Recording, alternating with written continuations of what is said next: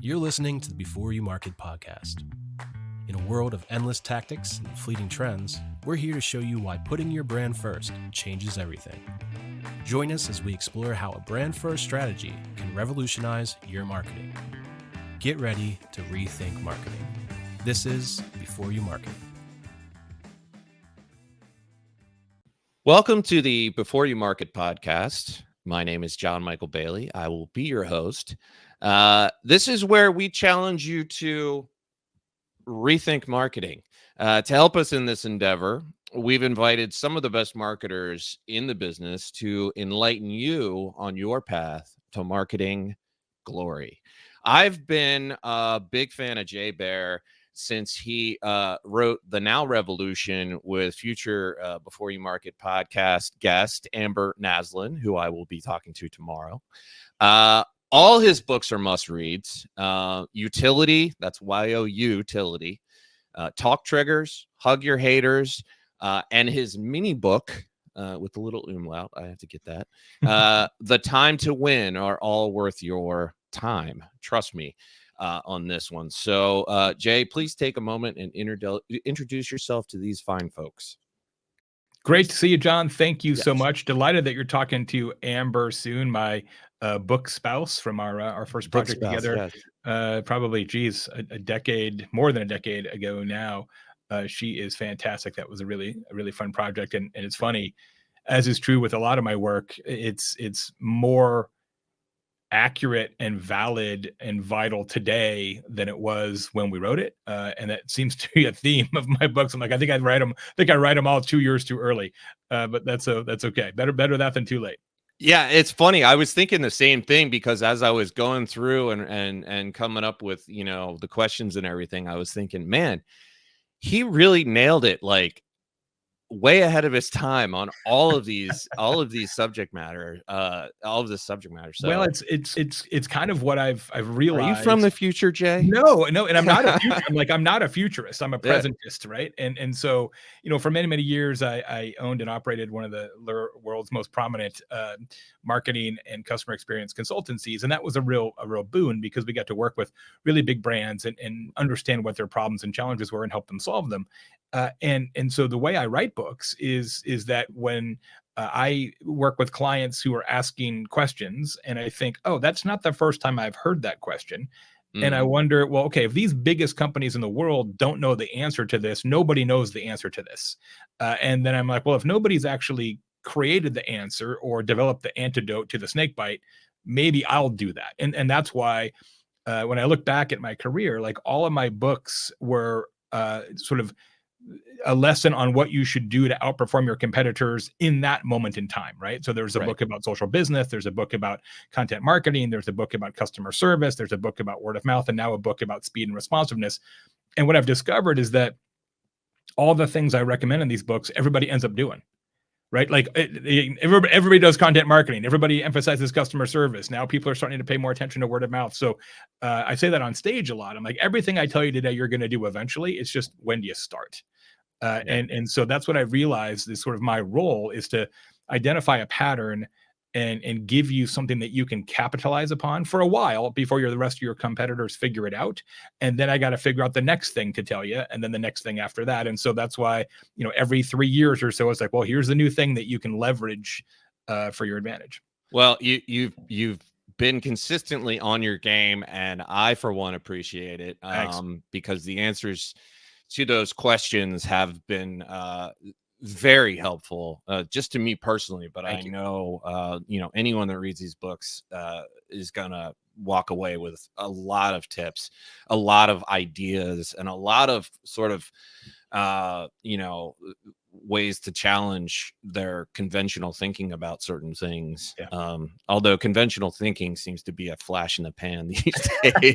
So, but I believe this is our third interview. I think I interviewed you once in writing and the second on video, and this is the third, and we are on video once. The fourth one will be telepathy if the technology path. We're waiting for the chip. Yeah. So our AI avatars will interview. Right. It'd be so much easier. So Yeah. Are you ready to dive into some let's do stuff it. and provide some more answers? All right, let's go. So practicing empathy and embracing, humanity have been common themes in all of your books. But in your new book, this struck me. This quote in The Time to Win, your new book, you ask, how empathetic is a chatbot? Yet about 1/3 of customers prefer a chatbot. Why? It's the need for speed. So are we edging out the need for humanity in the interest of speed, or is there still a balance needed? It's a great question because I have a different answer now than when I wrote the book. Ooh, cool.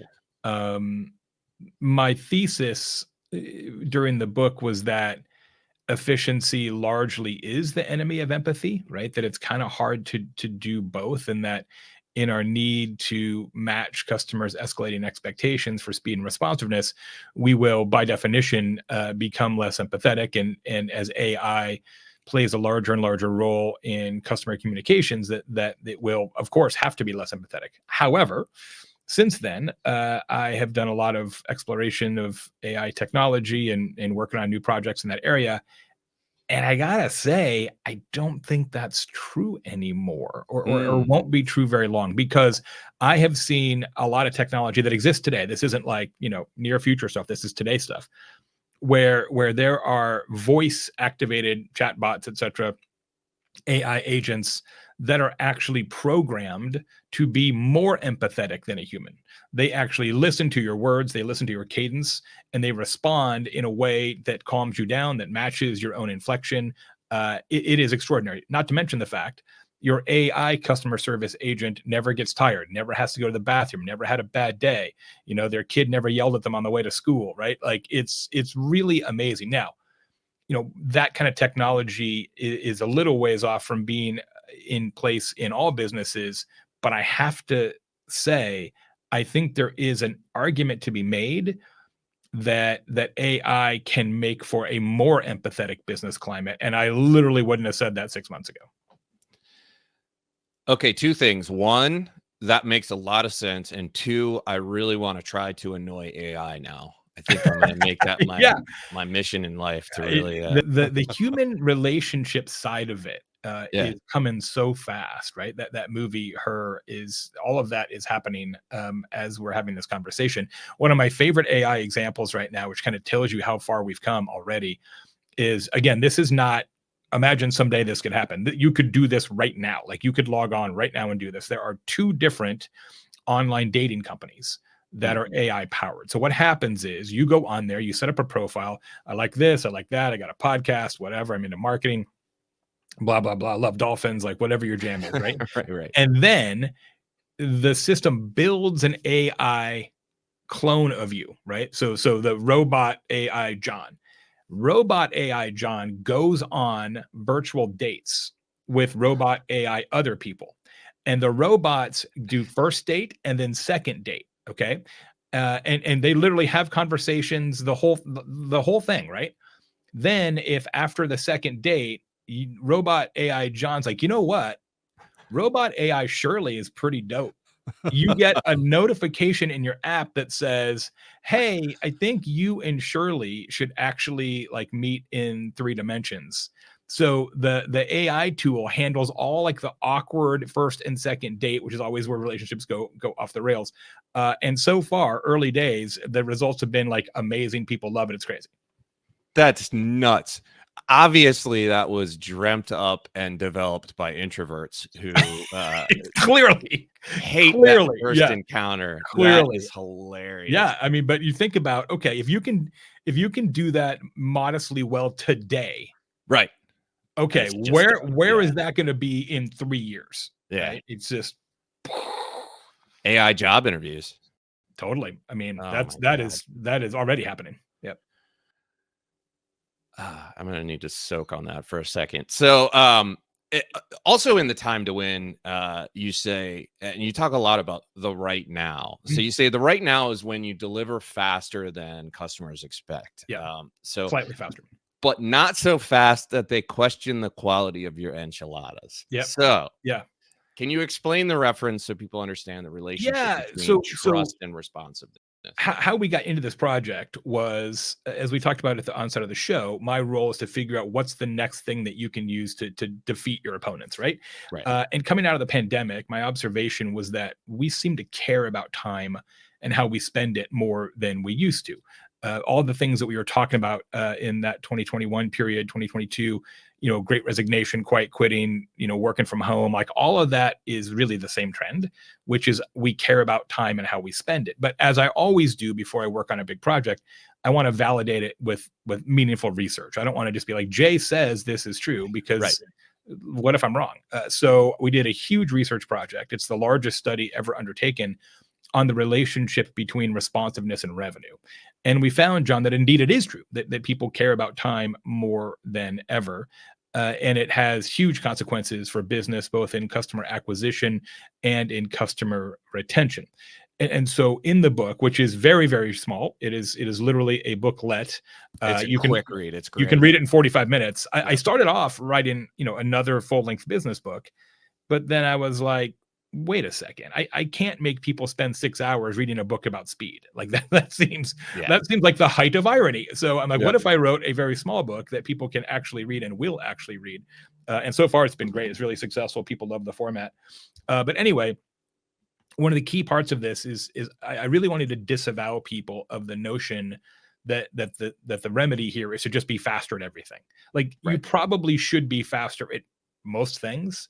Most businesses don't understand how important speed is to customers, and so they don't fully give customers what they want in that area. That is all true. We've got the research to back it up, tons of case studies. But the advice is not just be as fast as possible, because when you're too fast, it actually decays trust. Right? So the example you referred to is, I live in Indiana now. I'm from Arizona, but I live in Indiana now. And I went to a Mexican food restaurant here in town, which, it's not really the core cuisine of Indiana, but I'm from Arizona. You got to scratch the itch, right? So I go to this restaurant, I order chicken enchiladas, and they brought me chicken enchiladas in like 90 seconds.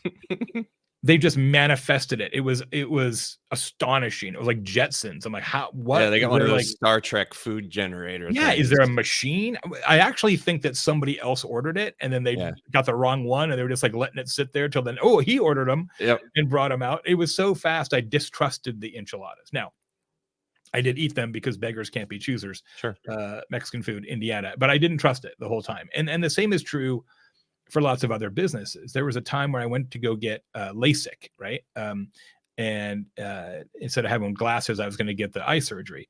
And I called the eye doctor, and I'm like, yeah, I'm thinking about getting LASIK. When could I get in for a surgery? Thinking, it's going to be weeks, whatever. Yeah. What are you doing tomorrow morning? Oh, and I'm like, okay, if you're that available, like I feel like you're not the choice for me. In a more practical example that everybody can relate to, everybody I'm sure uses or has used some kind of chatbot. We talked about it earlier on a website.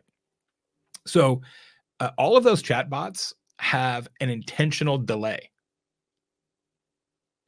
So Drift is a very popular provider of mostly B2B chatbot software. Right. They actually tested this, and the first touch is almost always AI now, right? It's not a person, it's AI. You ask your question, you hit the button, and the bot can respond. I mean, literally blink of an eye. It's already responding as you're typing, right? But the problem is when you get the response that quickly, you're like, nah, that's got to be AI. Nobody actually read that. I don't believe it. It's like ... That's like the fake delay, so that you then actually believe. You're like, oh, well, okay, yeah, a real person must have actually, considered this and contemplated it, and trust goes way up. So you mentioned the right now. So that's what we're looking for in business is like the Goldilocks zone for responsiveness, right? So not too fast, because then you're like, I don't trust this, but certainly not too slow, because then you're annoyed.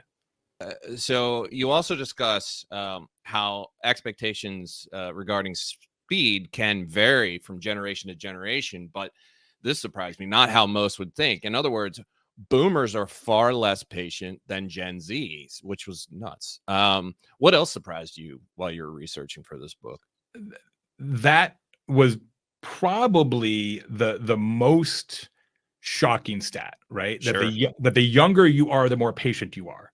The other thing that surprised me in the research is how much people expect a quick response, even for something as seemingly unurgent as a contact us form on a website.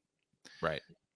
It's something like 20, I can't remember the exact number, 30%, something like that, of people expect a response to a contact us submission within 4 hours. That's crazy. And there's a lot of people out there, like a lot, who are not responding to contact us submissions within 4 hours, because you typically assume like, well, if it was really important, you'd call or email or hostage note or something, right? You text. You just think that like contact us is the least urgent mechanism. But that's pretty shocking that people still are like, where's my answer, right? So there is differences in, people expect a quicker response to an email than a contact us form, but still, 4 hours is a pretty tight turn. Yeah, and it also, I think, and this was one that really, it didn't surprise me, but it validated a lot of my thinking, and something that it got me thinking was, one suggestion in the time to win, is to answer customer questions before they're asked, ideally within 2 clicks on the website, which I thought was a genius suggestion. And it's a great example of utility, Youtility. So you and I have talked about conversion optimization before. I think we talked about your live actual conversion assessment on your website at one point, which was pretty wild. That was really great. Yeah. But do you think should businesses also prioritize utility optimization on their websites? Yeah, I don't know if I necessarily frame it like that, but for sure. And it's one of the things I talk about when I do the stage presentation of this material is, if I asked you right now to write down the 25 questions that your customers have most often about your business, every business owner, every manager, every marketer can do it, right? If I said, okay, what question, the questions, but then you look at your website and it's like, well, how many of those questions can people get answered in 2 clicks? Yeah. Out of the 25, when I do it live in workshops, the average is 7 now. 7 out of 25. That's a lot. And I'm like, okay, what about the other 18? Right? You just told me that that people often have that question. And you also now telling me that that people then have to reach out to get an answer. They got to talk to sales, they got a chat bot, they got to email, they got to call, they got to whatever. Why again? Like what? Like, I've been railing on this for a long time, like 20 years. This idea that people have either actual or essentially an FAQ on their website. There's not nearly enough Qs. I mean, the average FAQ, if you look at it, has, whatever, 6, 8, 10 questions. I'm like, okay, there's way more questions. Like, why are you not like trying to address those easier for people? Now, if you've got a good chat bot, it helps in that regard, because you can program it with answers to the most common questions. But of course, some people don't want to use a chat bot. They just want to self-serve it, right? They just want to like find the web page. The fastest you can be, and I think this is an important premise, the fastest you can be is predictive. Like the fastest you can be is to give somebody what they need before they have to ask for it. That's just math, right? And so if you know what people need and now you're making them hunt for it, like you're setting yourself up to annoy people. Yeah, I thought you said 7 clicks, I think you said was the average, right? That could also be true, but on average of the 25 questions, people have 7 that they can get answered. 7 questions, which is not a lot. So I misspoke, but yeah, it's and it's kind of, we talk about this when we go through brand assessments with people is reframing your thinking from the customer standpoint. It seems obvious, but so few businesses actually do it. And they're also not doing it when it comes to being that resource and answering those questions ahead of time. So, I started in the website business in 1993 when domain names were still free. Yeah, right. So I've been doing this a while, and it was true then, it's still true now, that people tend to dramatically overestimate how simple and usable their own websites are. Why? Because they're on the website Yep. all the time, right? Yep. And I think people forget that websites are uniquely terrible in this way, more so than any other form of media or information that exists in the world. Every single website has a different organizational structure. Right. Every single website. Imagine if that's how books worked. Like you get this book, the page numbers on this book go right to left. The page numbers on this book are prime numbers. The page number on this book are random numbers, right? That's how websites work. And so when you're like, and I've been in these meetings, and I know you have too, John, client says, well, I don't know why it's so hard for customers to find that. You just click here, and then you click here, and then you click here, and then you click here. It's like, bro, you do that every day. Like, drop somebody's random mom onto that UI and be like, how do you find it? And they make one click. That's why mouse tracking and cursor tracking is so useful, right? You see their mouse going everywhere as they're trying to figure out where to click, and they're like, screw it. And they either use it, they use chat, they go to search, they click the sitemap, or worst of all, they call or email, which drives up your costs. They should force business owners to navigate their own website to find information with a gun to their head and someone screaming in their ear. Actually, here's a great idea for a podcast. I actually thought about this a while back when I was like Convince to Convert. We were going to do it with a sponsor. We never did.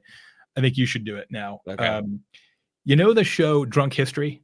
Oh yeah. I'm actually going to New York in a couple of weeks for my birthday, and we're going to Drunk Shakespeare, which is the same idea where they have actors and then they spin a wheel and one of the actors has to do 5 shots and they do a Shakespearean play, which I'm super excited about. I want to do a podcast, or I want you to do a podcast more appropriately, Drunk Navigation. So you just get a random person and you say, okay, this is the Oracle website, and they gotta do 5 shots and then find like a product data sheet, right? Like that's my idea for a show. I think it'd be huge. Oh my God, I might have to do that. That's very awesome. In fact, I think that should just be SOP for website Q&A. That's like part of the QA. Yeah. The last thing we do before we put this up on the live server is we do Drunk Navigation. Oh, that's awesome. Oh, that's great. Yeah, I'm gonna run that up the flagpole, see what I get. So our last question is from one of our awesome, amazing strategist, Sarah Patisol. And she asks, in your years of public speaking, what's the most memorable audience interaction or question you've encountered, and how did it impact your perspective on your topic? Okay, well, there's been a lot. I had a feeling. Okay, so the one that's the most memorable, I don't know if I would classify it as audience interaction, but the one that was the most memorable of all of my more than 1,000 keynote speeches is I was doing an event for Appfolio, which is a very popular software company, primarily in the rental real estate business. And I was at their annual convention in Santa Barbara, and it was their employee meeting. So they had all the employees there, probably 1,000 people at the time. And it was the morning kickoff. The CEO was doing his kind of, we're awesome and it's going to be a great year. And now here's Jay. So he's up there and I'm in the back of the room with the meeting planner, like getting ready to go on. And it was big ballroom because, you gotta have 1,000 people in there, and they had the pipe and drape behind the stage up to the roof. Right. He's front of the stage talking to the troops, getting ready, rah, rah, rah. And you can see like the first 6 rows of people start making like a weird face, like a little bit alarmed, like eyebrows are going up, etc. And you can see that he notices that they're looking weird. So he's like thrown, and he turns around, and the entire like 40-foot long steel pipe and drape is falling into the audience from behind the stage. Like potentially deadly, catastrophic. Yeah. This is like a 30-foot high ceiling, right? So those things are like, heavy. Oh my God. I mean, it would have been collectively hundreds, thousands of pounds. And there's no stopping it. There's no like ropes and pulleys, right? So it's coming, right? So fortunately, it didn't just like boom. It came very slowly, and it was one of the greatest examples of real-time teamwork I had ever seen. Everybody stands up in the first section, and instead of fleeing, they all stand up, put their hands up, right? And like a stage dive, they all like catch it as it comes down, right? And then, strong people hold it, other people Right. then leave, stage hands come, take it off the audience. Like it was unbelievable. Like people could have been killed. And I went on 3 minutes after they fixed that. Oh And I man. was like, okay, time to rewrite the opener, right? So Yeah, in real right. time, I was like, okay, now let's talk about teamwork and how you talk about teamwork in abstract, and everybody knows teamwork when they see it, but it's hard to do it intentionally because it feels forced, and sometimes it's just forced upon you. And so I had to like redo the whole first 10 minutes of my talk just based on, you can't not address that. You can't you can't not address that, right? So it was actually really, really great. And I do a lot of MC work, and that requires you to work, at least when I do MC work, a lot of times it's unscripted. And so I really enjoy bringing that kind of thing to the stage. I don't get to do it very often. And it was just really a remarkable scene that could have turned tragic and ended up being an incredible lesson. So this is my impression of Jay with every stagehand at every talk after that. All right, guys, hear me out. So here's what I want. I want the backdrop to slowly fall forward. Now, if nobody runs and catches it, you guys can catch it, but I just want to see what's going to happen. Exactly. Yeah, I did think about that. And I also thought about making sure that those are appropriately sandbagged from now on, because I don't want to be the guy it falls on either. So yeah, it's you're out there on the road, and you got to be prepared for everything. Well, those are words to live by. And Jay, thank you again. I'm looking forward to our telepathic. I can't wait. Yeah, we're going to send our AI robots on a podcast date. It'll be great. Everybody out there, please, I cannot recommend these books enough. Talk Triggers, Youtility, The Time to Win. It literally is less than an hour read, and it's only cost you $9 on Amazon too, because it's so short. It's a fantastic quick read, and it's got a ton of great tips in it. Hug Your Haters, another one. All good stuff. jaybaer.com. Yeah, thank you. Appreciate you, Jay. It. Thanks. Have a great one. I can't wait for Drunk Navigation. Keep me posted. Yes, I'm gonna make it happen. Yes. All right. Thanks. Awesome. Bye, everybody. Thanks for listening to Before You Market. Want more insights on revolutionizing your marketing strategy? Visit beforeyoumarket.com for all our episodes, exclusive content, and the Before You Market book. Remember, great marketing starts with a strong brand. We'll see you next time on Before You Market.